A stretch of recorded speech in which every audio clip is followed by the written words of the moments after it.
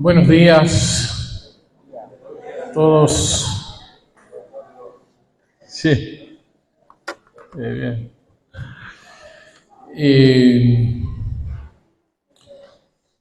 La verdad es que no sé por dónde comenzar, pero quiero agradecer al Señor en primer lugar y, bueno, al Señor en realidad. Los músicos, como lo fui en alguna oportunidad en mi vida, son unos canales, pero también agradeciendo la sensibilidad de ellos por la alabanza de anoche con que comenzamos. Sentí realmente una presencia del Espíritu que fue muy, muy interesante, y yo quiero animar a que sigamos en ese espíritu, adorando al Señor.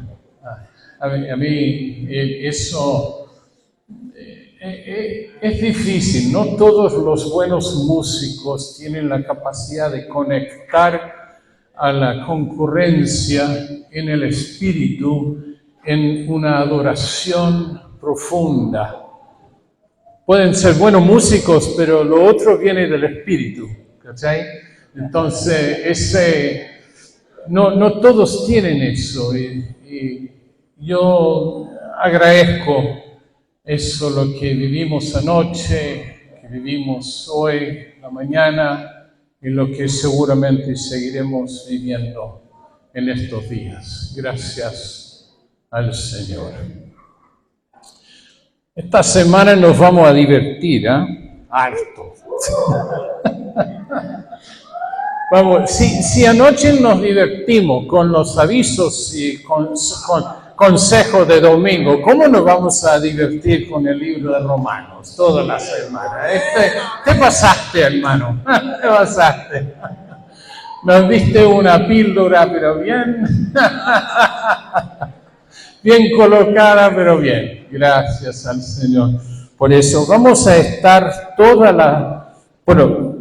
todas mis ministraciones van a centrar en el libro de Romanos. Tanto en la mañana como el curso extracurricular que se va a dar en la tarde. A las 5 me dijiste, a las 5 de la tarde.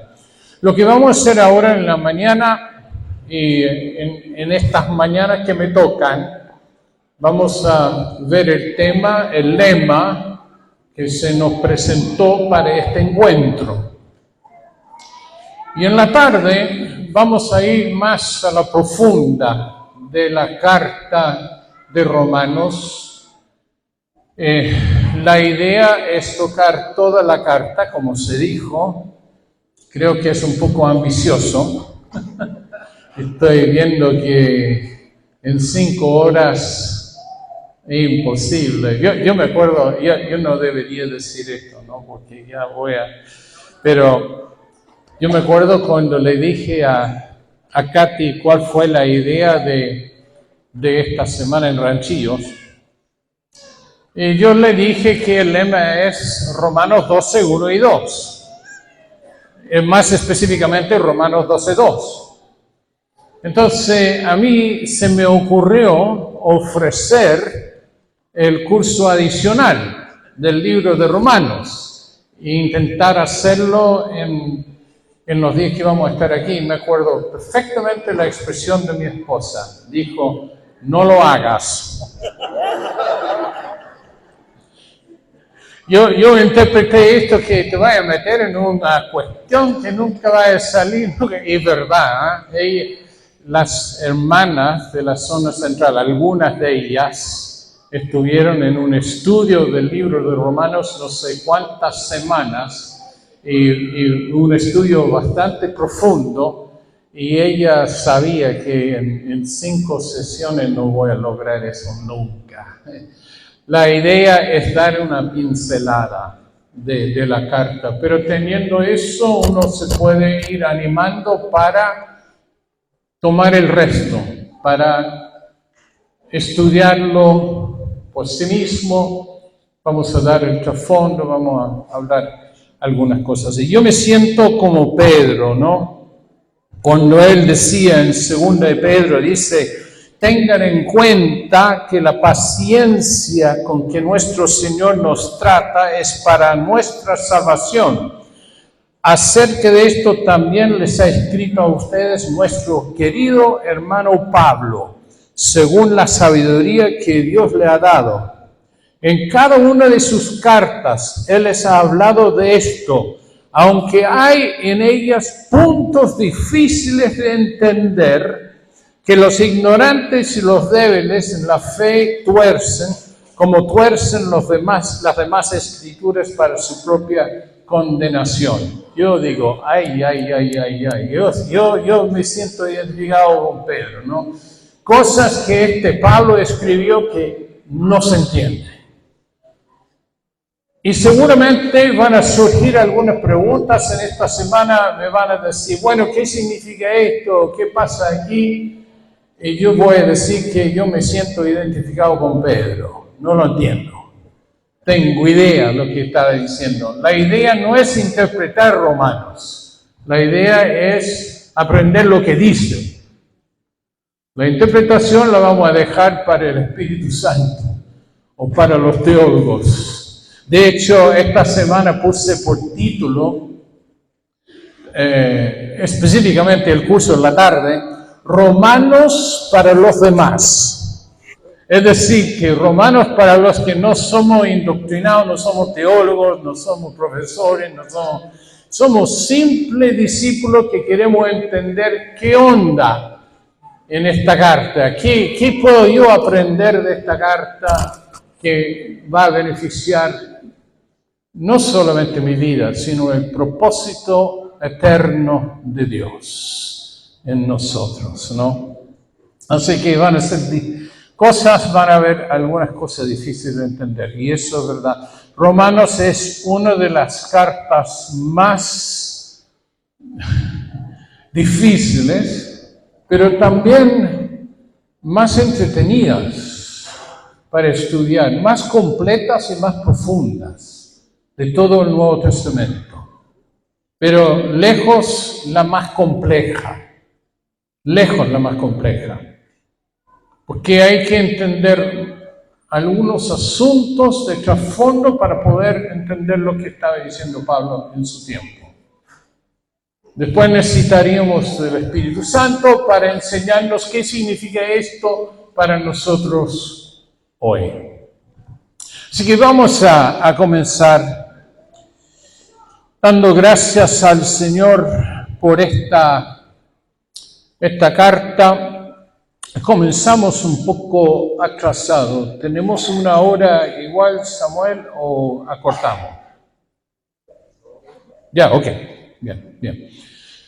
Vamos a leer Romanos 12, 1 y 2. A todo eso, antiguamente en comunidad siempre íbamos a todas las reuniones con la Biblia, con cuaderno y lápiz. Sugiero que vengan a las reuniones con Biblia, cuaderno y lápiz. Y bueno, por falta de cuaderno y lápiz, el teléfono estará bien mientras no está whatsappeando y no está en las redes sociales. Si es para tomar notas, apuntes, no hay problema, ¿no? ¿Por qué tomar apuntes? Porque yo voy a decir muchas cosas rápidamente que van a pasar así. Y si no está concentrado en tomar apuntes, de repente se puede desconcentrar en su entorno. Y sobre todo, como hay bulla siempre al fondo y hay gente moviéndose y todo, de repente es fácil distraerse. Pero si estás tomando apuntes, estás más concentrado en lo que se está exponiendo. Y no solamente cuando lo haga yo, sino también cuando venga Yamé, también sugiero lo mismo, ¿no? Romanos 12, 1 y 2. Por tanto, hermanos míos, les ruego por la misericordia de Dios.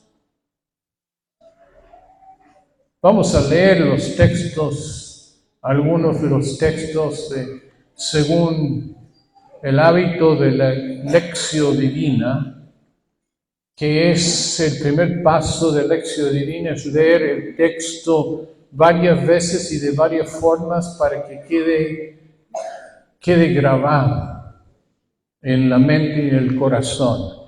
Y así, entonces, cuando yo voy repitiendo, volviendo, y bueno, van a entender por qué. Pablo dice, por tanto, hermanos míos, les ruego por la misericordia de Dios, por la misericordia de Dios. Por esta misericordia de Dios, yo les ruego que se presenten ustedes mismos, que ustedes se presenten, ustedes mismos, como ofrenda viva, santa y agradable, una ofrenda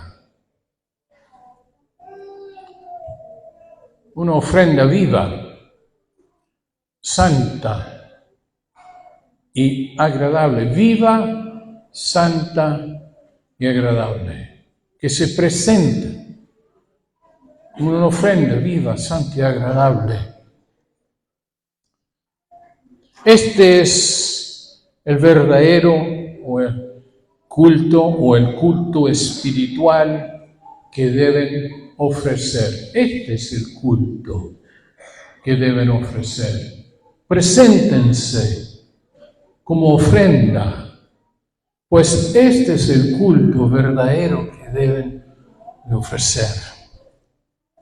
No vivan ya según los criterios de este tiempo.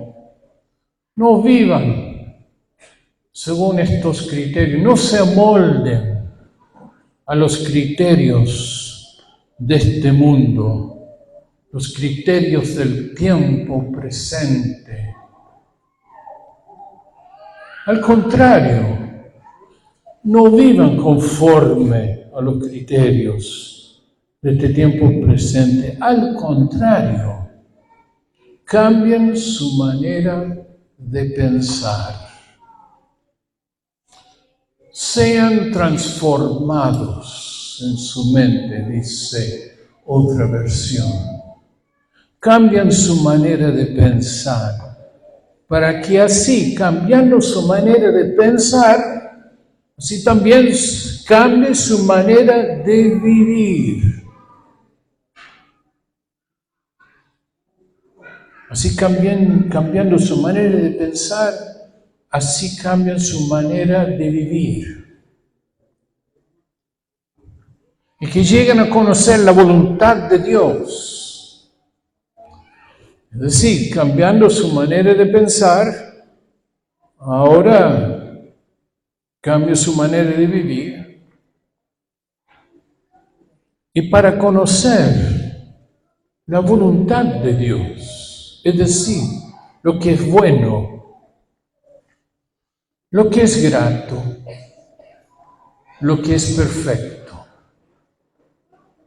Lo que es bueno, lo que es grato, lo que es perfecto.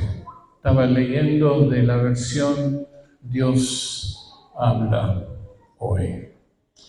Los primeros 3 días vamos a concentrarnos en estos textos de Romanos 12, 1 y 2. Pero primeramente quiero empezar hoy en capítulo 11, no en capítulo 12. Ahora, yo me imagino que ustedes todos entienden de que el texto capítulo 12, Pablo no lo escribió.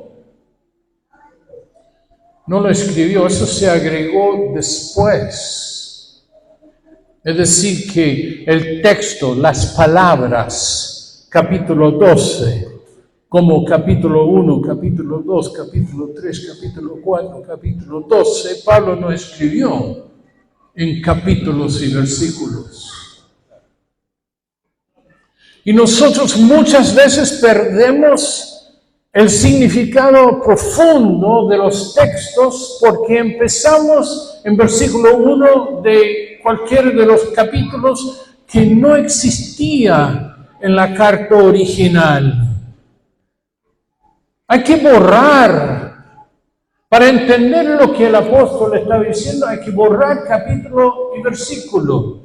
Y ahora con el computador es fácil hacerlo. Lo he hecho. Saco todo lo que son capítulos más números. Eso es fácil. Hacer una copia de todo el texto. Tú sacas todo lo que son capítulos más sus números y todos los números del texto que son versículos. Y así tendrás la carta que escribió Pablo. De corrido, de principio a fin. Y así vas a tener una visión mucho más precisa de lo que Pablo realmente estaba escribiendo.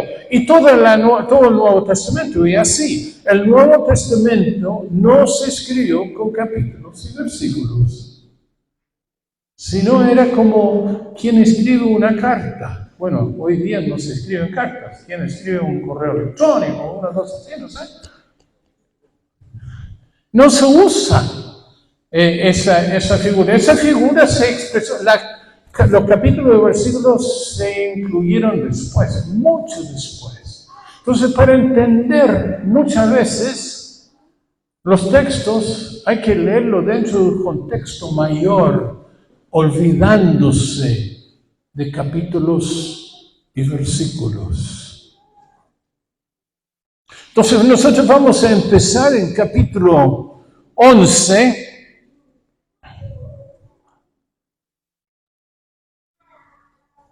Capítulo 11 termina,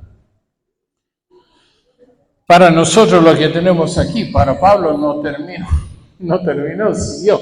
Pero cuando él en capítulo 12 empieza a hablar de que él dice, por tanto, esa expresión, por tanto, obviamente implica que yo dije algo antes y que ahora lo voy a aplicar. Esta es la conclusión de lo que yo escribí antes. Entonces, entender lo que él escribió antes es primordial para poder entender lo que está escribiendo después, en versículos 1 y 2. Pero primeramente, hagamos un repaso súper rápido, espero que sea rápido, súper rápido del libro de Romanos, los primeros 11 capítulos. Ahora, no se asusten. Esto va a ser rápido. En la tarde vamos a empezar con meternos capítulo por capítulo y estudiar el texto, pero solamente para tener una idea de todo lo que Pablo estaba escribiendo antes. ¿Por qué dijo por lo tanto? Entonces, si tiene la Biblia, puedes ir al capítulo 1 y vamos a ir página por página muy rápidamente, sacando las conclusiones de cada capítulo para llegar al por lo tanto de capítulo 12. Capítulo Romanos, sea capítulo 1. Después de la introducción, Pablo nos dice dos cosas en Romanos capítulo 1.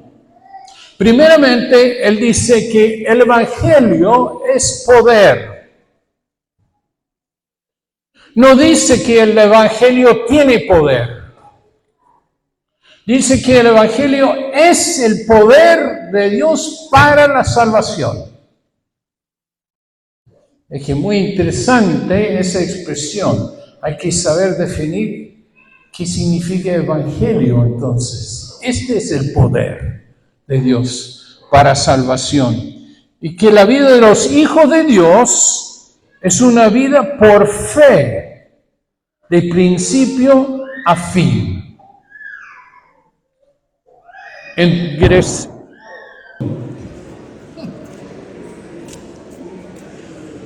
Estamos haciendo un muy rápido repaso del contenido de Romanos. Estamos en capítulo 1, donde Pablo nos dice por lo menos dos cosas. La primera, en relación a la salvación, dice que el Evangelio es poder de Dios para la salvación, y después dice que la vida de los hijos de Dios, de los discípulos, es una vida de fe de principio a fin.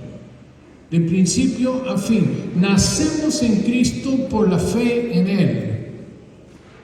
Y vivimos una vida, toda la vida, por fe. Fe es algo que no se ve. Sigamos nomás con el... Okay.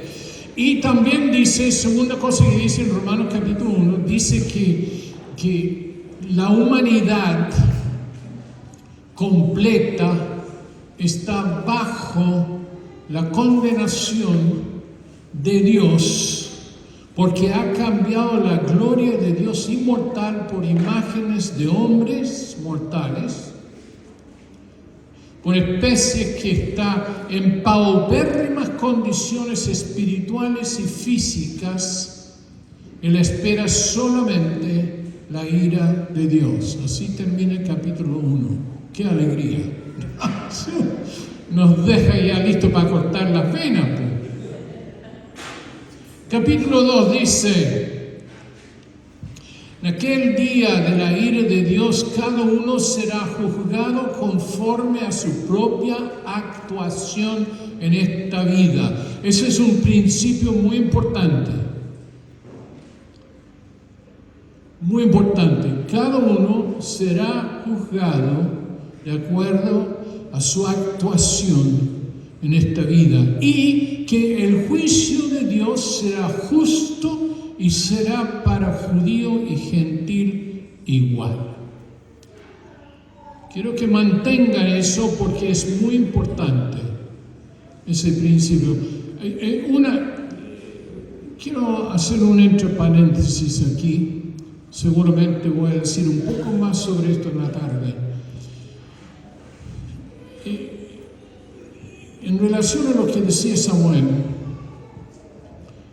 yo doy gracias a Dios por la comunidad, por haber conocido a los hombres de la comunidad.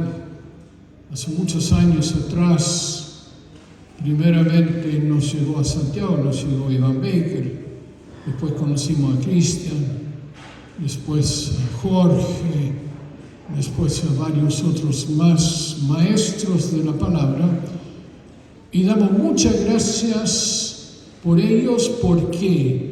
Porque ellos nos enseñaron a interpretar correctamente la palabra que habíamos estudiado. ¿Por qué digo habíamos estudiado? Porque la mayoría de nosotros veníamos de denominaciones evangélicas, y nosotros también. Y muchas de esas denominaciones enfatizaban mucho la enseñanza de la Biblia, pero con poca o nada de aplicación en cómo uno debe vivir en el reino de Dios. De hecho, el reino de Dios ni se escuchaba. Entonces, ¿qué es lo que hicimos? Nosotros fuimos con esta tremenda revelación de cómo vivir en el reino bajo el señorío de Jesús y entender cómo es que uno entra a tener esa relación, reconociéndolo a Él como el Señor de sus vidas. Y dejamos de estudiar. Seguimos en la aplicación. Pero dejamos, como estábamos hasta aquí con los estudios y nos entusiasmamos con todo esto nuevo, dejamos de estudiar la palabra. Y finalmente, después de muchos años, lo que tenemos, lamentablemente, en algunos contextos de comunidad, obviamente esto no pasa en las comunidades de ustedes, estoy hablando de comunidades ficticias, ¿no? Llegamos a ser un pueblo ignorante de la Biblia. Y peor todavía, ignorante del Nuevo Testamento. Donde yo vaya, la gente predica del Antiguo Testamento. Y saca todas las enseñanzas del Antiguo Testamento. Y hay dos motivos, hay dos razones. Una es que es más fácil que el Nuevo Testamento.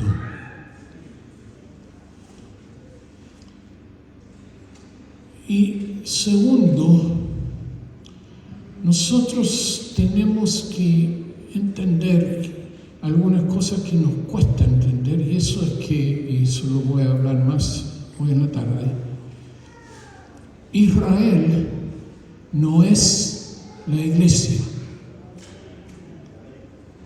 Es Escúcheme bien, Israel no es la iglesia y la iglesia no es la extensión de Israel.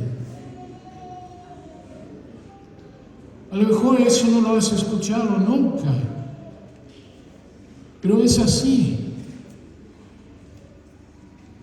Pablo dice claramente que Dios, lo que estaba haciendo en Cristo era tomar de dos pueblos, de los judíos y de los gentiles, y refundirlos en algo nuevo que antes no existía. Ahí está la iglesia. Ahí está la iglesia. No todas las promesas para Israel son para nosotros. Vaya sorpresa. No todas las promesas del Antiguo Testamento son para nosotros. Pero tú vas al internet a escuchar cualquier mensaje y la mayoría, yo diría, fácilmente sobre el 70-80% de los mensajes vienen del Antiguo Testamento clamando promesas que era para Israel. Y viviendo de promesas que nunca fueron para nosotros. La iglesia, nosotros leemos el Antiguo Testamento porque nos da ejemplos y principios, pero nuestras enseñanzas a qué vivir y el fundamento de la verdad para algo nuevo, esta nueva humanidad, están en el Nuevo Testamento.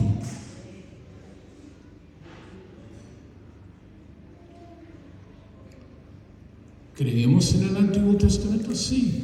¿Usamos el Antiguo Testamento? Sí. ¿Leemos el Antiguo Testamento? Sí. ¿Tomamos ejemplos del Antiguo Testamento? Sí. Pero la base fundamental de nuestra fe y obediencia está en Cristo Jesús. Y eso es el Nuevo Testamento. Ahora, cierro el paréntesis, después podemos discutir un poco más de eso, ¿no? Pero justamente lo que él está diciendo acá en Romanos capítulo 2 es que todos seremos juzgados de acuerdo a nuestra actuación y que el juicio de Dios será justo, será un juicio justo y será para todos, para judíos y gentiles, todos por igual. Romanos capítulo 3 presenta la fidelidad de Dios a la luz de la locura del hombre. La fidelidad de Dios y que no hay un solo hombre que busque a Dios ni que haga el bien en todo el mundo. Esto es capítulo 3. Vuelve a decir con toda firmeza y franqueza que, por cierto, hay una solución a ese dilema de la humanidad, mas no es la ley de Moisés, sino la fe en Jesús. Pablo lo dice claramente, la solución es la fe en Jesús. Dicho sea de paso, en tu Biblia, cuando dice la ley, es decir, que la palabra ley se usa con el artículo definido, se refiere a la ley de Moisés. Hay que mantener eso en mente, porque se habla de varias leyes en el libro de Romanos. La ley se refiere a la ley de Moisés, y él dice a los judíos, está diciendo, ustedes jamás se van a salvar por medio de la ley de Moisés, sino por fe. Romanos capítulo 4 deja en relieve el mejor ejemplo de la fe, que es Abraham. Abraham nos enseñó que con toda esperanza. No hay que desesperarse, fíjense bien en el juego de palabras, ¿no? Con toda esperanza, no hay que desesperarse, sino creer y esperar. Medio enredado esa frase, pero así lo dice Pablo, ¿no? Esto es algo que Dios nos enseña a todos. Bueno, yo no sé si a todos, pero a la mayoría. Que tenemos que aprender a esperar en esperanza contra toda esperanza y no desesperarse. Qué enredo, pero así lo dice, así que lo voy a decir de nuevo. Tenemos que aprender a esperar en esperanza contra toda esperanza sin desesperarse. Este es el camino de la fe. Capítulo 5 aclara que somos incapaces de salvarnos a nosotros mismos. No obstante, Dios nos tuvo misericordia y mandó a Jesús para hacer lo que no podíamos hacer por nosotros mismos. Romanos capítulo 6 es el capítulo que más claramente nos habla del bautismo y de la libertad frente al pecado que recibimos, esta libertad que recibimos en Cristo Jesús. Ahora no somos esclavos del pecado. No tenemos obligación de pecar, sino somos esclavos a la justicia para hacer lo que es bueno y correcto. Capítulo 7, Pablo nos dibuja un cuadro complejo. La ley de Moisés no consigue nada respecto de Dios. No consigo lo que deseo por una ley que, si opera en mí, la ley del pecado y de la muerte, es que esa es otra ley que menciona en Romanos. La ley, en este caso, la ley en minúscula se refiere al principio. Cada vez que tú ves esa palabra ley, que no se refiere a la ley de Moisés ni la ley romana, ¿no es cierto? Cuando está hablando de la ley, está hablando del principio. No consigo lo que quiero porque el principio del pecado de la muerte opera en mí. Y no puedo yo eliminar ese principio de pecado aplicando la ley de Moisés. Eso es lo que está diciendo. ¡Ay de mí!, dice Pablo. Estoy mal. ¿Qué hago? Soy un pobre miserable. Terminando capítulo 7.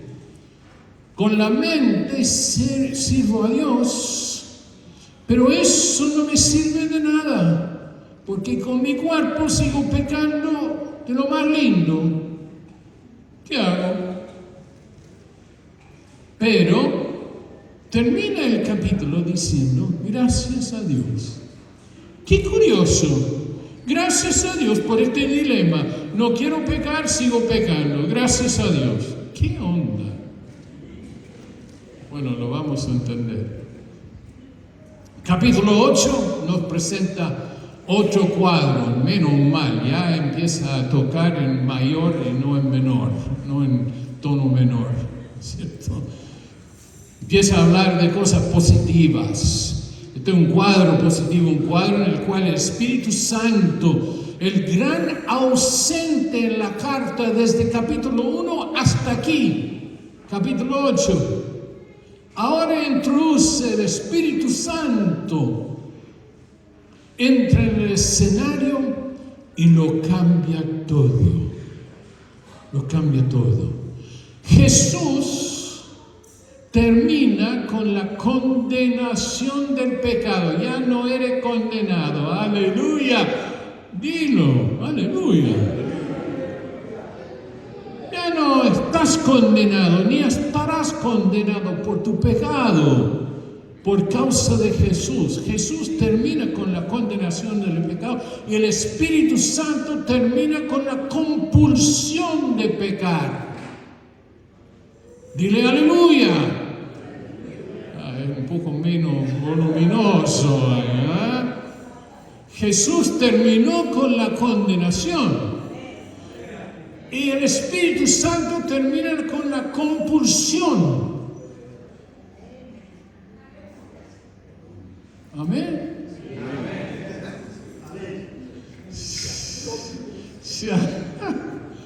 Claro, ya no soy esclavo, decía en capítulo 6.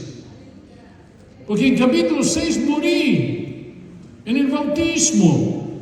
Y ahora capítulo 8, porque tengo el Espíritu. Ya no estoy bajo ninguna compulsión de pecar. Tengo opciones. Aleluya. Aleluya. El Espíritu Santo termina con la compulsión.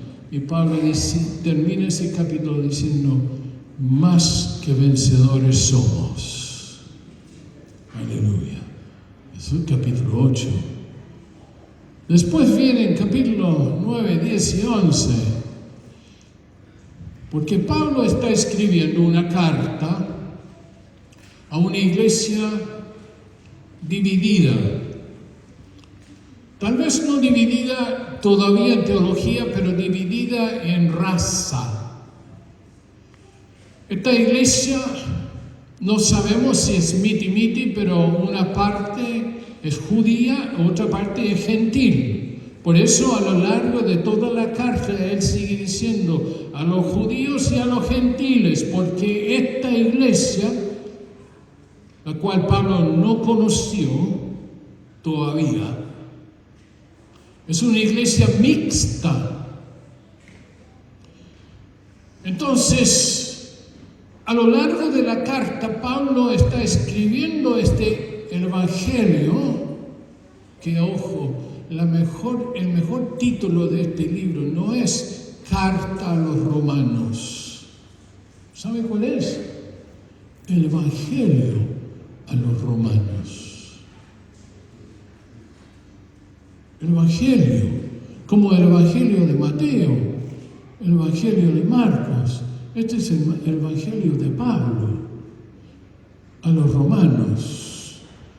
Y él, a lo largo de toda la carta, está escribiendo este Evangelio, que es para judíos y gentiles, pero como que él tuviese aquí un judío haciéndole preguntas. En toda la carta surgen un montón de preguntas. Y el capítulo 9, 10 y 11 surgen para contestar esta pregunta. Entonces, ¿qué pasa con Israel? ¿Qué pasa con Israel? Si la cuestión es por fe en Jesús. Y en estas cartas Él nos habla de la soberanía de Dios. Dios hace lo que le complazca. Dios es soberano y no tiene que responder al hombre. Dios trazó un plan antes de la fundación del mundo y ese plan no va a variar hasta que se cumpla. Y Dios hace lo que Él tiene que hacer para hacer cumplir ese plan. Entonces, ¿qué pasa con Israel? Nos habla de la soberanía de Dios, la incredulidad de Israel y el futuro de gloria de su pueblo. Ahora con eso llegamos a capítulo 11, vayan en sus Biblias, a capítulo 11, versículo 30 y 36. Dice lo siguiente: ustedes los gentiles, antes eran rebeldes contra Dios. No estaban ni ahí. Basta con leer capítulo 1. Los gentiles no estaban ni ahí con Dios. Ustedes eran rebeldes contra Dios. Pero cuando el pueblo de Israel se rebeló contra Él también, o sea, tanto gentiles como judíos, cuando Israel se rebeló contra Dios, Dios tuvo compasión. ¿De quiénes? De los gentiles,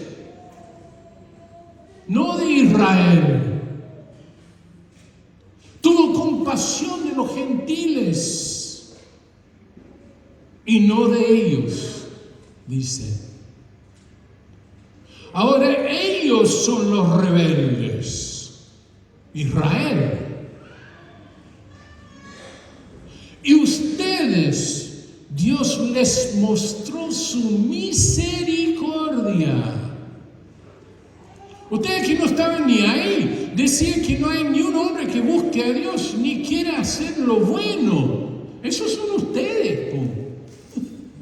Bueno, yo también. Y Dios les tuvo misericordia.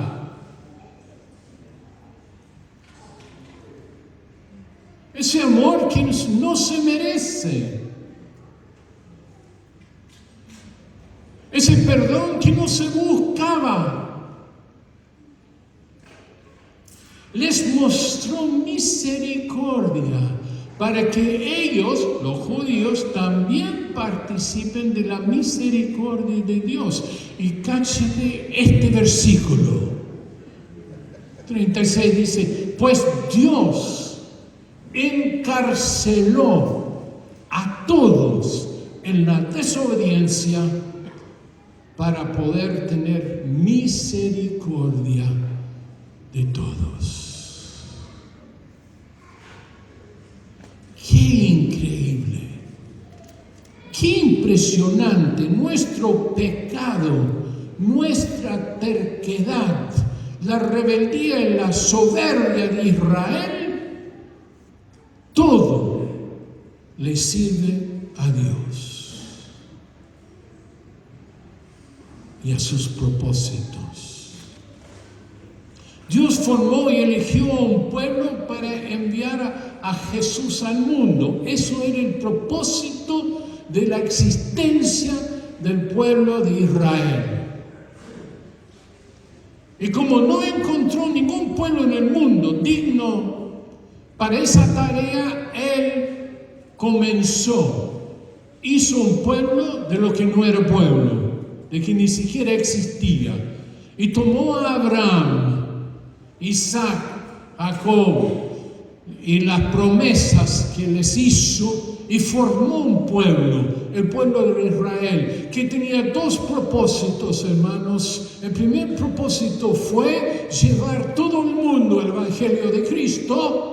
Eso está en Gálatas. El primer propósito de la existencia de Israel desde el principio fue llevar a todo el mundo al Evangelio, a la fe en Jesús. Y segundo, tener un pueblo en medio del cual pudiese nacer el Mesías, el Salvador de Dios, su Hijo. Israel cumplió con ese segundo propósito. Jesús nació, Hijo de David. Aleluya. Y ahora, dice Pablo, está cumpliendo con el segundo propósito. Está llevando a todo el mundo a la fe. ¿Y cómo? Por medio de su desobediencia. ¿Y cómo eso? Ay, no entiendo. Siendo desobediente, le están sirviendo. Sí.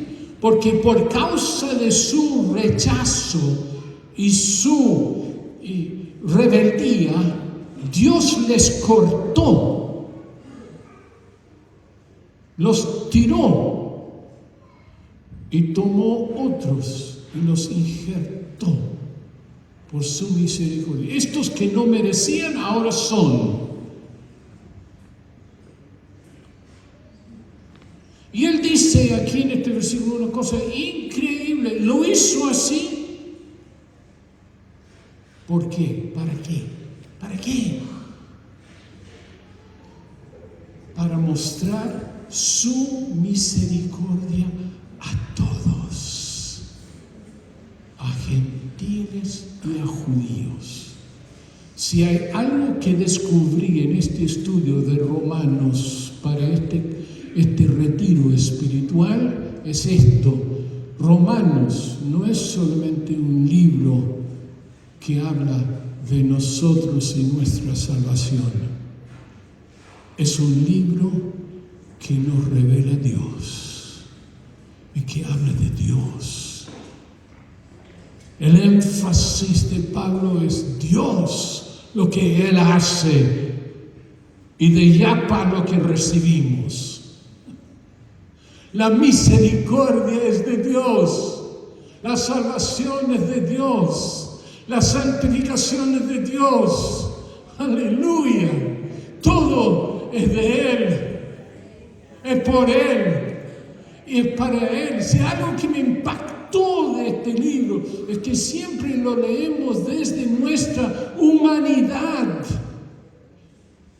Y esta humanidad me obliga a interpretar versículos para mi ventaja y según mis intereses. Y por años perdí este mensaje que Pablo está diciendo: Dios es fiel. Dios es santo y justo. Dios tendrá misericordia de todos por igual, porque todos cayeron en desobediencia. ¿No te parece espectacular? A Pablo también le pareció eso y no se pudo contener. Reventó sus entrañas y escribió los últimos versículos donde él dice: qué profundas son las riquezas de Dios.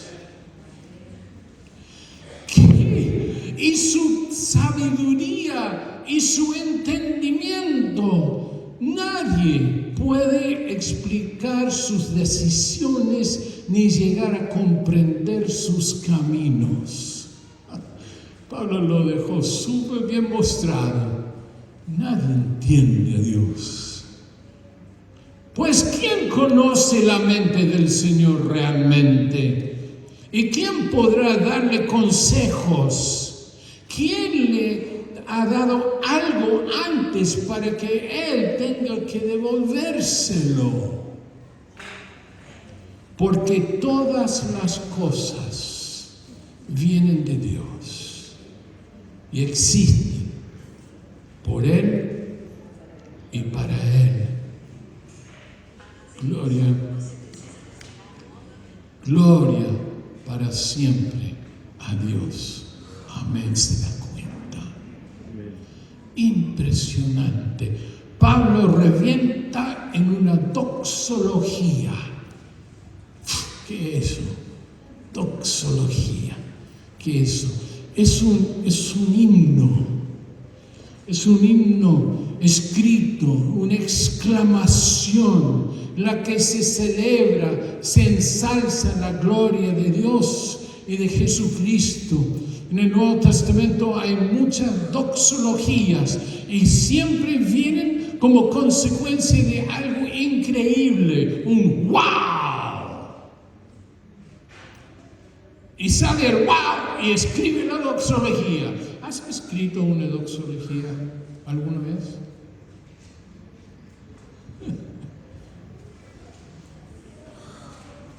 ¿Quién ha escrito una doxología? Ah, bien. También. Y yo también. De hecho, muchas veces, en mi tiempo de meditación, en mi encuentro con mi papá, en revisar lo que ha él hecho en mi vida o lo que él ha hecho en la vida, y quedo adentro como que voy a explotar y me pongo a escribir una doxología. Nosotros usamos este ejercicio en los retiros de silencio y oración que tenemos con algunos discípulos en Santiago. Hacemos un retiro, viene la noche, sábado, y domingo hasta la tarde es un retiro de silencio, no es de hablar ni ministrar. Un retiro de silencio y oración. Y uno de los ejercicios que hacemos es que escribimos una doxología. Pablo aquí no se las aguantó. No pudo esperar al final de su carta, capítulo 16.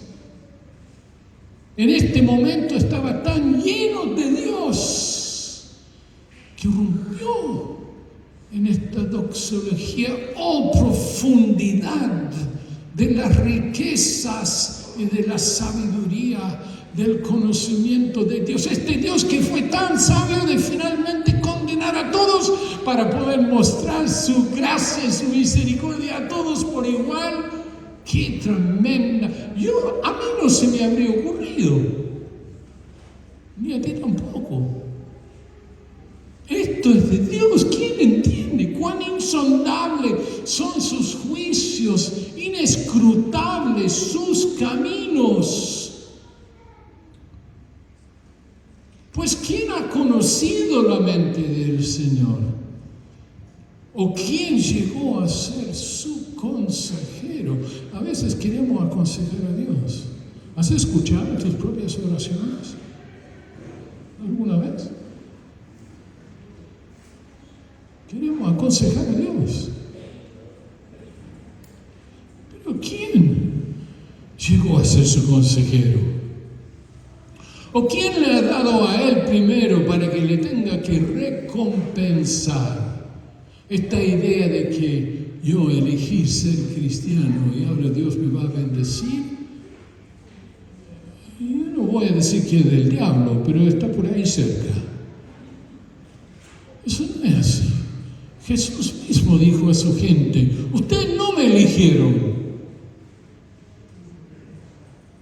Yo andaba paseando un día y yo los elegí.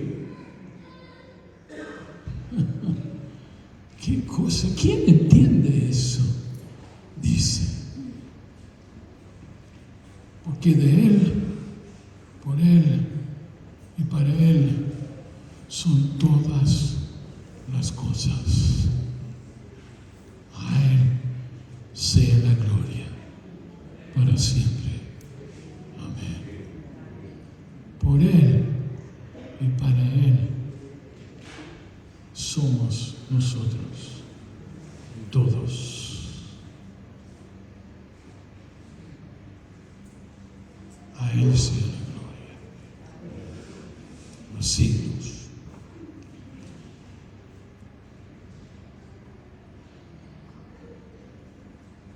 La carta a los romanos es un mensaje que revela la grandeza de Dios.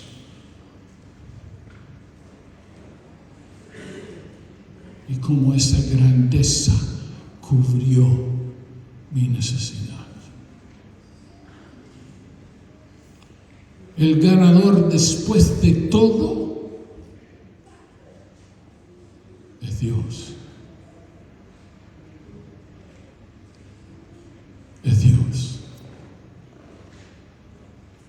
El único estable en todo el relato, en todo el desarrollo de este argumento y revelación, el único estable es Dios, que no cambia. El único que merece ser reconocido y honrado es Dios. Es Dios. A Él sea la gloria por los siglos de los siglos. Amén. Este libro no se trata solamente ni principalmente de nosotros, se trata de Dios y su gran misericordia, su soberanía. Yo sé que muchos de ustedes leyeron el libro de Rick Warren, siento que todavía considero este libro un libro con un mensaje profético, inicialmente para Estados Unidos, porque él, inserto en esa iglesia, conocía la mente de los norteamericanos. Y cuando leí el libro sabía de dónde venía. Yo ya llevaba muchos años en comunidad. Y yo le dije a varios que pareciera ser que Rick Warren estuvo todos sus años sentado en la última fila escuchando las predicaciones de Jorge, de Cristian, de Iván, y finalmente se sentó y los escribió para los norteamericanos. Pero parece que no fue así. Parece que recibió revelación fresca de él, como profeta que es. Y yo no sé, de los que leyeron ese libro se acuerdan de su primera frase con que él abre su libro, con que abre el primer capítulo. La primera frase, ¿se acuerdan lo que dice? No se trata de ti. Yo me imagino que esa frase o despertó el interés de muchos para seguir leyendo, o provocaron que otros cerraran el libro ahí y lo dejaban tirado. Pero Rick tiene razón. Lo que Dios hizo en toda la historia, incluyendo Israel, incluyendo Jesús, incluyendo la iglesia, no se trata de nosotros, sino de Él, y solo de Él, y su propósito eterno que va cumpliendo en nosotros. A Él se trata, a Él sea la gloria. Nuestra carnalidad engrandece nuestra prerrogativa, que a su vez engrandece nuestros intereses y nos lleva a la pregunta: ¿qué hay para mí en todo esto? Nos ha llevado a entender que Jesús, cuando fue a la cruz por su Padre, por amor a su Padre, por obediencia a su Padre, por sujetarse al Padre. Claro que yo soy el gran beneficiado, pero Jesús lo hizo por Él y para Él.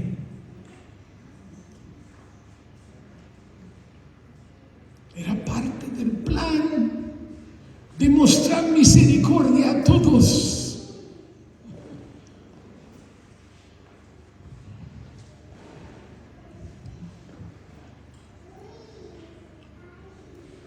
Es la mente vieja que pregunta: ¿qué hay para mí? ¿Qué hay para nosotros en todo esto de Dios?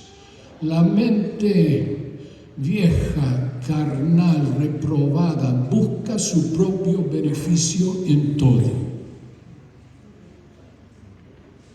Ustedes que trabajan en negocios, haciendo negocios, ¿saben a qué me refiero? Todos quieren sacar provecho de ti. Todos. Esa es la mente. Y también la aplicamos a las cosas espirituales, buscando ventaja para mí. Mas la mente renovada, a la cual vamos a hablar en esta semana, nos lleva a preguntar: ¿qué veo de Dios en todo esto?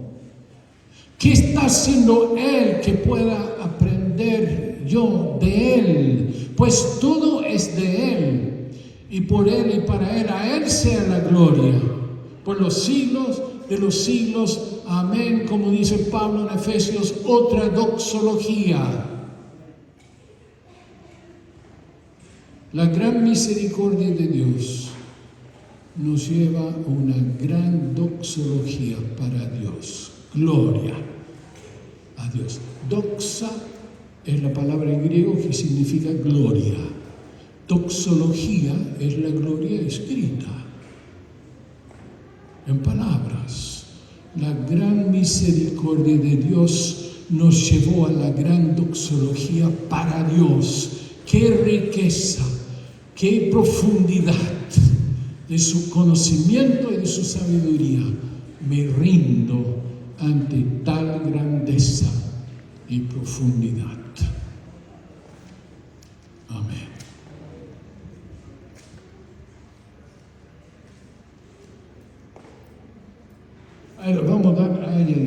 Vamos a dar paso a los grupos, les debo 2 preguntas. La primera pregunta creo que quedó clara, ¿no es cierto? La primera pregunta es, hay que, como grupo, hacer un resumen contestando esta pregunta. ¿Qué estaba diciendo el gringo? ¿Cómo entendiste? ¿Viste? Ni siquiera me entendiste la pregunta. ¿Qué estaba diciendo el gringo? Hay que hacer un resumen entre todos del mensaje. Después las preguntas son: ¿cómo entiendes la misericordia de Dios y cómo la has visto en tu vida?